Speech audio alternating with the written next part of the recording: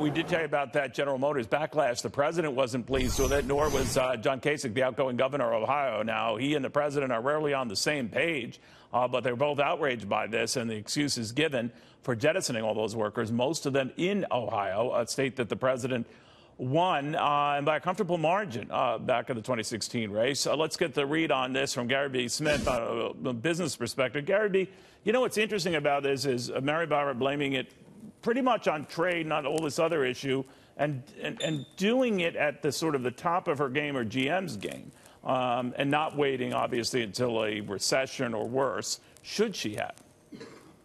Yeah, I mean, look, I get dismayed when, you know, the politicians like you just had on say, you know, when he was governor, he would have gone to them and got them involved as if there should be a private-public partnership. I think the job of the government, quite honestly, is to keep the lights on, defend our borders, and get out of the way. It's sad, don't get me wrong, for the workers and everyone involved that GM is doing this, but in the long run, it's probably, hopefully, a good decision for GM. If they kept those factories open, they no doubt be losing money, squandering resources that could be diverted into, as they say, creating new, better jobs elsewhere. So it's tough, but that's the way business is. Yeah, and without politicizing this, I don't know if I'd want a CEO bouncing this off the President of the United States. That would have an icky feeling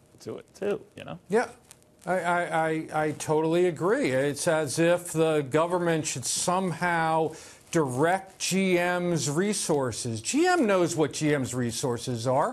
GM, I'm sure, didn't cut in and say, it's the holidays, let's just cut 15,000 people. I'm sure they thought about this prudently. They know there's going to be a public backlash to it, and yet they chose to... You know, the only thing real quick I just worry about is whatever you think of the politics of this, and I think this was a business decision, but if she is trying to look at saving $6 billion in costs over the next couple of years, what is she bracing for? What is she telling us? What is it saying about the economy or one savvy CEO's view of an economy? You absolutely hit the nail on the head. Of all the business news I've read or looked at over the past few weeks, this one, you know, really hit my bull mentality the most. I understand what they're saying. Well, it's just, you know, the people aren't buying the sedans. We want to move the resources.